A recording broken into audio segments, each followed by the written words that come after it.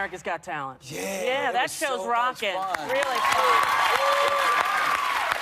You got to be a part of the show as well. Yeah, That it was cool. so wild at Radio City. What a great energy and everything. Yeah, we had so much fun, and obviously having Howard, Howie, Mel B, and Heidi, and then just so much talent. I mean, I'm really happy with the winner. Finally, it was someone who wasn't a singer. I got tired of Right. Like, we got a musician, so that was good. I was excited about that. Excellent.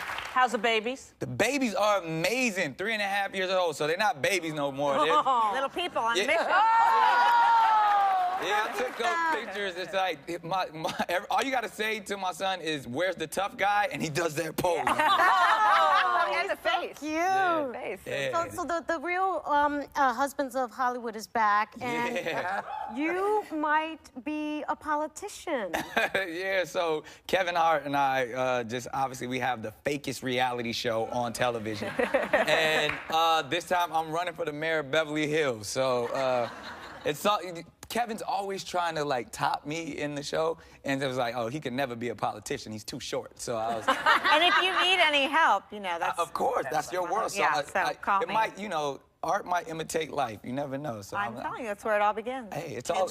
Oh, sorry. Go ahead. I'm just saying, this you're is talking cool. politics. I think I might be Canon 16 or something. I can help you. Well, Canon 14. Yeah. 2 children's books? Yes. Oh man, I have the opportunity to work with Scholastic. I grew up.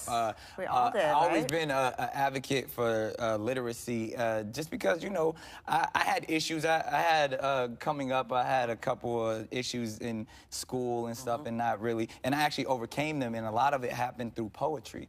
Because I had some learning disabilities and had issues speaking in front of people and things, and through poetry, and specifically Shel Silverstein books. So. A Light in the Attic, Where the Sidewalk Ends, The Giving Tree, all of these things. And I had the opportunity to write a poetry book in the same fashion as Shel, but I got to put my little hip-hop spin on it. Nice. So it's called Neon Aliens Ate My Homework. So it's really cool. And so it's something that's really special to me. And the second one is even more special to me, and actually will be out this holiday because it's about my children. I've turned like rock and roll to like the new Raggedy Ann and Andy. So we're doing a book series of all the adventures of rock and roll, and this is the 12 Days of Christmas. So obviously we always do holidays extremely big, so this is just an example of that. So, I'm sorry. I just wanted to ask you one more thing, because I was at the Lupus Foundation last night. How's your health? My health is amazing, and that's one of the reasons why I'm here to talk today. Yeah. About health and wellness. And, I always say I take my tests and turn them into testimonies. In 2012, I was diagnosed with lupus nephritis. That's why I got my purple on today, my loopy colors. But to be... I truly feel like it was the scariest time in my life. I mean, I was hospitalized for almost 3 months, and I didn't know what it was. I wasn't educated on it, so I said, once I get this under control, I'm going to be one of those people that can get out there and speak to it, educate people, make them aware, and know that you can make it. I made it through, and I'm stronger and better shape than ever. Yeah. Tell everybody the symptoms. What were your symptoms?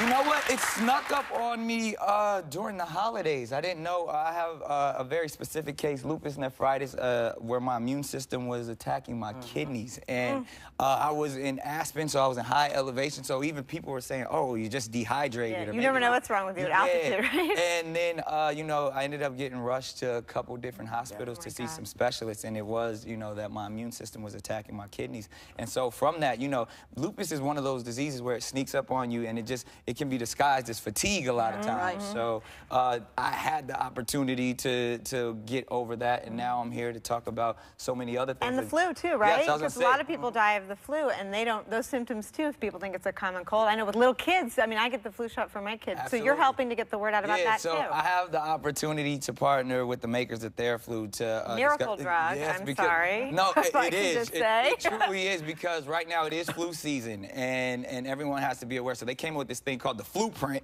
which is really cool. So it's a 5-step action plan to get you ready and prepared for flu season and get everyone flu ready. And it's simple stuff. You can learn is the first step, vaccinate, getting the flu shots the second. Do you get the flu shot? Absolutely. Yeah. Me and my Me kid. too.